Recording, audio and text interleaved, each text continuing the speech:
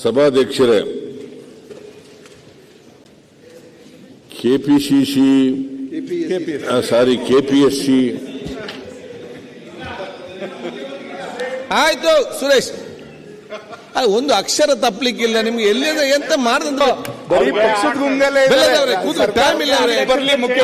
ಒಂದೊಂದು ಆಯ್ತು ಬೆಲ್ಲ ಪ್ರತಿಯೊಂದು ಅಕ್ಷರಕ್ಕೆ ಕೂಡ ನೀವು ನಿಂತು ಚರ್ಚೆ ಮಾಡಿದ್ರೆ ಹೇಗೆ ಆಗ್ತದೆ?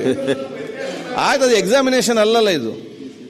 ಆಯ್ತಪ್ಪ, ನೀನು ಹಳೆ ನನ್ನ ಎಲ್ಲ ಶಿಷ್ಯ ಅಲ್ಲಪ್ಪ, ಈಸ್ ಎ ಲೀಡರ್. ನಾವು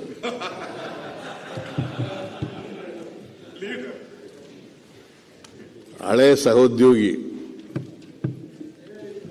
ಅದಕ್ಕೆ ಸಾರ್ಥಕ ಆಯಿತು. ನಾನು ಮಾನ್ಯ ಅಧ್ಯಕ್ಷರೇ, ಕೆಪಿಎಸ್ಸಿ ಅಂತ ಹೇಳೋದ್ರ ಬದಲು ಕರ್ನಾಟಕ ಲೋಕಸೇವಾ ಆಯೋಗ ಪೂರ್ಣ ಹೇಳ್ಬಿಡೋದೇ ಒಳ್ಳೆಯದು.